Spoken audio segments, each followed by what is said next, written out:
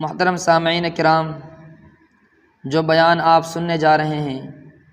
یہ حضرت مفتی تقی عثمانی صاحب دامت برکاتہم العالیہ کی باتیں ہیں، اور ان کی کتاب اصلاح خطبات سے یہ تمام چیزیں بیان کی گئی ہیں، اس لیے مکمل سنیں اور اس پر عمل کرنے کی کوشش کریں۔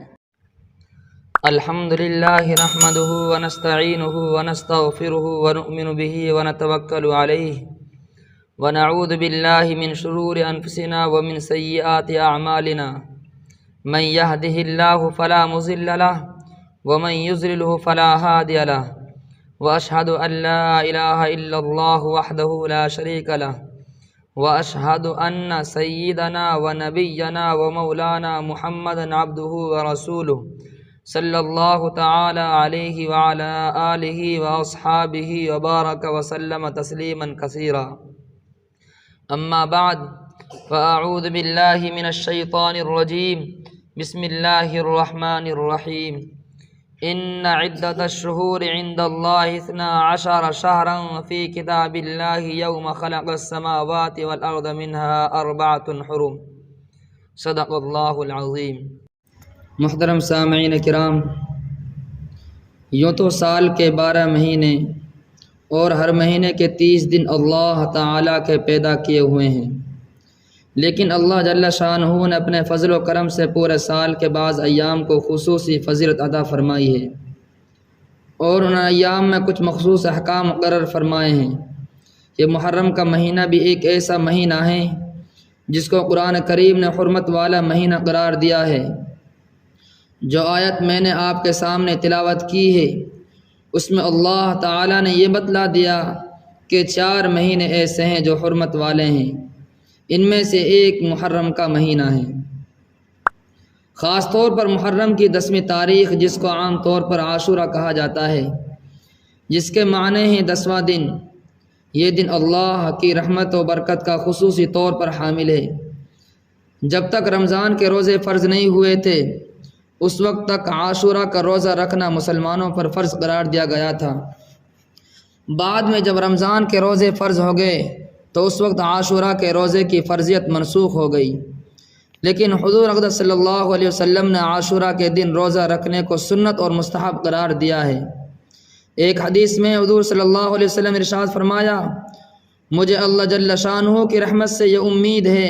کہ جو شخص عاشورہ کے دن روزہ رکھے گا تو اس کے پچھلے 1 سال کے گناہوں کا کفارہ ہو جائے گا۔ عاشورہ کے روزے کی اتنی بڑی فضیلت آپ نے بیان فرمائی۔ بعض لوگ یہ سمجھتے ہیں کہ عاشورہ کے دن کی فضیلت کی وجہ یہ ہے کہ اس دن میں نبی کریم صلی اللہ علیہ وسلم کے مقدس نواسے حضرت حسین رضی اللہ عنہ کی شہادت کا واقعہ پیش آیا۔ اس شہادت کے پیش آنے کی وجہ سے عاشورہ کا دن مقدس اور حرمت والا بن گیا ہے۔ یہ بات صحیح نہیں۔ خود حضور اقدس صلی اللہ علیہ وسلم کے عہد مبارک میں عاشورہ کا دن مقدس دن سمجھا جاتا تھا، اور آپ صلی اللہ علیہ وسلم نے اس کے بارے میں احکام بیان فرمائے تھے، اور قرآن کریم نے بھی اس کی حرمت کا اعلان فرمایا تھا۔ جبکہ حضرت حسین رضی اللہ عنہ کے شہادت کا واقعہ تو حضور اقدس صلی اللہ علیہ وسلم کی وفات کے تقریباً 60 سال کے بعد پیش آیا، لہذا یہ بات درست نہیں کہ عاشورہ کی حرمت اس واقعے کی وجہ سے ہے، بلکہ حضرت حسین رضی اللہ عنہ کی شہادت کی اس روز واقع ہونا یہ حضرت حسین رضی اللہ عنہ کی مزید فضیلت کی دلیل ہے کہ اللہ تعالی نے ان کو شہادت کا مرتبہ اس دن میں عطا فرمایا جو پہلے ہی سے مقدس اور محترم چلا آ رہا تھا۔ بہرحال یہ عاشورہ کا دن ایک مقدس دن ہے۔ اس دن کے مقدس ہونے کی وجہ کیا ہے یہ اللہ تعالیٰ ہی بہتر جانتے ہیں۔ اس دن کو اللہ تعالیٰ نے دوسرے دنوں پر کیا فضیلت دی ہے اور اس دن کا کیا مرتبہ رکھا ہے اللہ تعالیٰ ہی بہتر جانتے ہیں،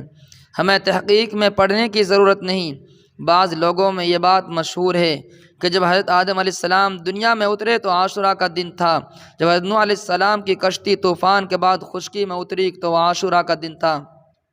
حضرت ابراہیم علیہ السلام کو جب آگ میں ڈالا گیا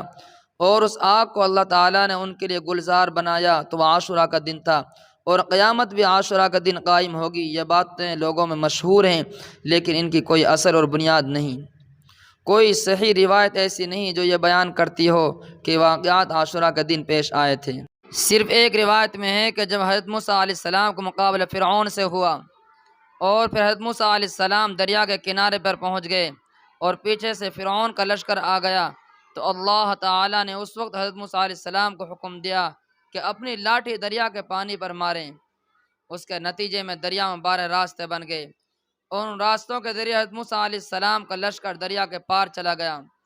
اور جب فرعون دریا کے پاس پہنچا اور اس نے دریا میں خشک راستے دیکھے تو وہ بھی دریا کے اندر چلا گیا۔ لیکن جب فرعون کا پورا لشکر دریا کے بیچ میں پہنچا تو وہ پانی مل گیا اور فرعون اس کا پورا لشکر غرق ہو گیا۔ یہ واقعہ عاشوراء کے دن پیش آیا۔ اس کے بارے میں ایک روایت موجود ہے جو نسبتاً بہتر ہے، لیکن اس کے علاوہ جو دوسرے واقعات ہیں ان کے عاشوراء کے دن میں ہونے پر کوئی اثر اور بنیاد نہیں۔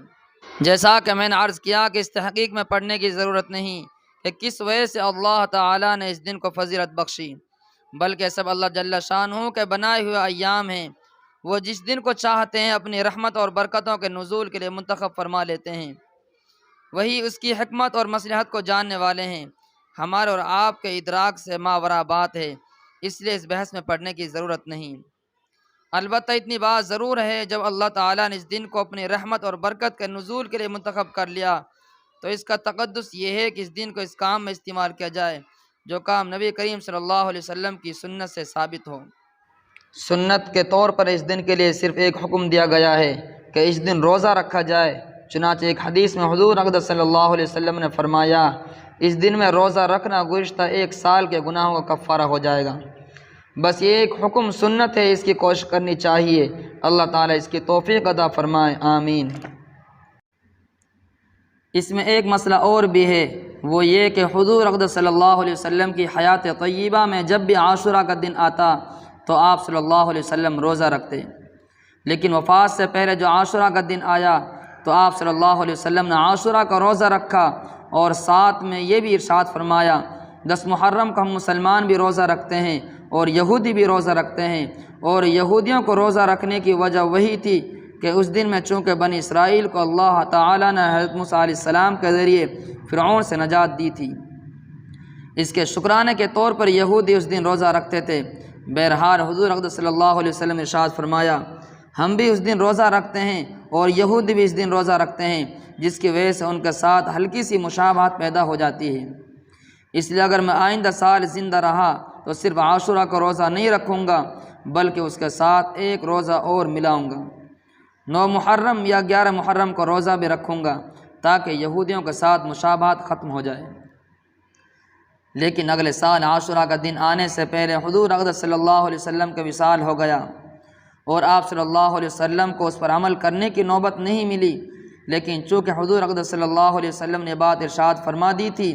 اس لیے صحابہ کرام رضی اللہ عنہم اجمعین نے عاشوراء کے روزے میں اس بات کا اہتمام کیا، 9 محرم یا 11 محرم کے ایک روزہ اور ملا کر رکھا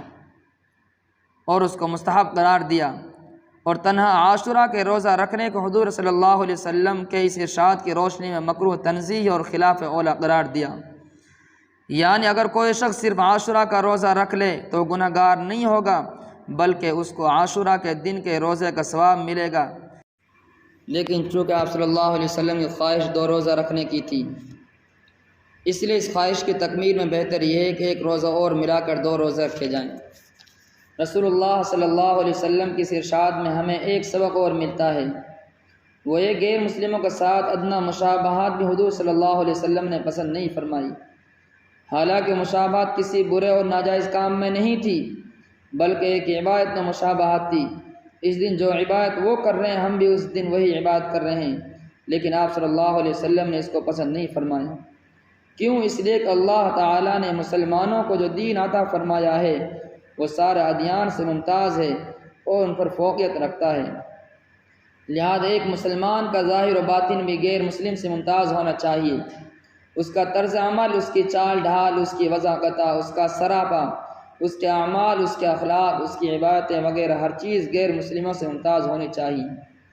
چنانچہ احادیث میں یہ احکام جا بجا ملیں گے جس میں حضور صلی اللہ علیہ وسلم نے فرمایا غیر مسلموں سے الگ طریقہ اختیار کرو۔ مثلا فرمایا خالف المشرکین، یہ حدیث بخاری شریف کے اندر ہے، یعنی مشرکین جو اللہ تعالیٰ کے ساتھ دوسروں کو شریک ٹھہراتے ہیں ان سے اپنا ظاہر و باطن الگ رکھو۔ جب عبادت کے اندر اور بندگی اور نیکی کے کام میں بھی نبی کریم صلی اللہ علیہ وسلم نے مشابہت پسند نہیں فرمائی، تو دوسرے کاموں میں اگر مسلمان ان کی مشابہت اختیار کریں تو یہ کتنی بری بات ہوگی۔ اگر یہ مشابہت جان بوجھ کر اس مقصد اختیار کی جائے تاکہ میں ان جیسا نظر آؤں تو یہ گناہ کبیرہ ہے۔ حضور اقدس صلی اللہ علیہ وسلم ارشاد فرمایا، من تشبہ بقوم فہو منہم، جو شخص کسی قوم کی مشابہت اختیار کرے وہ اسی قوم کے اندر داخل ہے۔ مثلا اگر کوئی شخص انگریزوں کا طریقہ اس لیے استعمال کرے تاکہ میں دیکھنے میں انگریز نظر آؤں تو یہ گناہ کبیرہ ہے، لیکن اگر دل میں یہ نیت نہیں ہے میں ان جیسا نظر آؤں بلکہ ویسے ہی مشابہت اختیار کر لی تو یہ مکروہ ضرور ہے۔ افسوس ہے آج مسلمانوں کے اس حکم کا خیال اور پاس نہیں رہا۔ اپنے طریقہ کار میں، وضاحت میں، لباس پوشاک میں، اٹھنے بیٹھنے کا انداز میں، کھانے پینے کے طریقوں میں، زندگی کا ہر کام میں ہم نے غیر مسلموں کے ساتھ مشابہت اختیار کر لی ہے۔ ان کی طرح کا لباس پہن رہے ہیں، ان کی زندگی کی طرح اپنی زندگی کا نظام بناتے ہیں، ان کی طرح کھاتے پیتے ہیں، ان کی طرح بیٹھتے ہیں، زندگی کے ہر کام میں ان کی نقالی کو ہم نے ایک فیشن بنا لیا ہے۔ آپ اندازہ تو کریں، حضور صلی اللہ علیہ وسلم نے عاشورہ کے دن روزہ رکھنے میں یہودیوں کے ساتھ مشابہت کو پسند نہیں فرمایا۔ اس سے سبق ملتا ہے کہ ہم نے زندگی کے دوسرے شعبوں میں غیر مسلموں کی جو نقالی اختیار کر رکھی ہے خدا کے لیے اس کو چھوڑیں اور جناب رسول اللہ صلی اللہ علیہ وسلم کے طریقے کی اور صحابہ کرام رضوان اللہ تعالیٰ علیہم اجمعین کی نقالی کریں۔ ان لوگوں کی نقالی مت کریں جو روزانہ تمہاری پٹائی کرتے ہیں، جنہوں نے تم پر ظلم استبداد کا شکنجہ کسا ہوا ہے، جو انسانی حقوق دینے کو تیار نہیں، ان کی نقالی کر کے آخر تمہیں کیا حاصل ہوگا؟ ہاں، دنیا میں بھی ذلت ہوگی اور آخرت میں بھی رسوائی ہوگی۔ اللہ تعالی ہر مسلمان کو اس سے محفوظ رکھے۔ بہرحال اس مشابہت سے بچتے ہوئے عاشورہ کا روزہ رکھنا بڑی فضیلت کا کام ہے۔ عاشورہ کے دن روزہ رکھنے کا حکم تو برحق ہے، لیکن روزے کے علاوہ عاشورہ کے دن لوگوں نے جو اور اعمال اختیار کر رکھے ہیں ان کی قرآن کریم اور سنت میں کوئی بنیاد نہیں۔ مثلا بعض لوگوں کا خیال یہ ہے کہ عاشورہ کے دن کھچڑا پکنا ضروری ہے، اگر کھچڑا نہیں پکایا تو عاشورہ کی فضیلت ہی حاصل نہیں ہوگی۔ اس قسم کی کوئی بات نہ تو حضور صلی اللہ علیہ وسلم نے بیان فرمائی اور نہ ہی صحابہ کرام نے اور تابعین اور بزرگان دین نے اس پر عمل کیا۔ صدیوں تک اس عمل کا کہیں وجود نہیں ملتا۔ ہاں، ایک ضعیف اور کمزور حدیث ہے، مضبوط حدیث نہیں ہے۔ اس حدیث میں حضور صلی اللہ علیہ وسلم کا یہ ارشاد منقول ہے، جو شخص عاشورہ کے دن اپنے گھر والوں پر اور ان لوگوں پر جو اس کے عیال میں ہیں، مثلا اس کے بیوی بچے، گھر کے ملازم وغیرہ، ان کو عام دنوں کے مقابلے میں عمدہ اور اچھا کھانا کھلائے اور کھانے میں وسعت اختیار کرے تو اللہ تعالیٰ اس کی روزی میں برکت عطا فرمائیں گے۔ یہ حدیث اگرچہ سند کے اعتبار سے مضبوط نہیں ہے، لیکن اگر کوئی شخص اس پر عمل کرے تو کوئی مذائقہ نہیں، بلکہ اللہ تعالیٰ کی رحمت سے امید ہے کہ اس عمل پر جو فضیلت بیان کی گئی ہے وہ انشاءاللہ حاصل ہوگی۔ لہذا اس دن گھر والوں پر کھانے میں وسعت کرنی چاہیے۔ اس کے آگے لوگوں نے جو چیزیں اپنی طرف سے گھڑ لی ہیں ان کی کوئی اثر اور بنیاد نہیں۔ قرآن کریم نے جہاں حرمت والے مہینوں کا ذکر فرمایا اس جگہ پر ایک عجیب جملہ یہ ارشاد فرمایا، فَلَا تَظْلِمُوا فِيهِنَّ أَنفُسَكُمْ، یعنی ان حرمت والے مہینوں میں تم اپنی جانوں پر ظلم نہ کرو۔ ظلم نہ کرنے سے مراد یہ ہے کہ ان مہینوں میں گناہوں سے بچو، بدعات اور منکرات سے بچو، چونکہ اللہ تعالیٰ تو عالم الغیب ہیں، جانتے ہیں ان حرمت والے مہینوں میں لوگ اپنی جانوں پر ظلم کریں گے اور اپنی طرف سے عبادت کے طریقے گھڑ کر ان پر عمل کرنا شروع کر دیں گے، اس لیے فرمایا اپنی جانوں پر ظلم نہ کرو۔ شیعہ حضرات اس مہینے میں جو کچھ کرتے ہیں وہ اپنے مسلک کے مطابق کرتے ہیں، لیکن بہت سے اہل سنت حضرات بھی ایسی مجلسوں میں اور تعزیوں میں اور ان کاموں میں شریک ہو جاتے ہیں جو بدعت اور منکر کی تعریف میں آ جاتے ہیں۔ قرآن کریم نے تو صاف حکم دے دیا کہ ان مہینوں اپنی جانوں پر ظلم نہ کرو، بلکہ ان اوقات کو تو اللہ تعالیٰ کی عبادت میں اور اس کے ذکر میں اور اس کے لیے روزہ رکھنے میں اور اس کی طرف رجوع کرنے میں اور اس سے دعائیں کرنے میں صرف کرو۔ اللہ تعالیٰ اپنے فضل و کرم سے اس مہینے کی حرمت اور عاشورہ کی حرمت اور عظمت سے فائدہ اٹھانے کی ہم سب کو توفیق عطا فرمائے اور اپنی رضا کے مطابق اس دن کو گزارنے کی توفیق عطا فرمائے، آمین۔ وآخر دعوانا ان الحمد للہ رب العالمین۔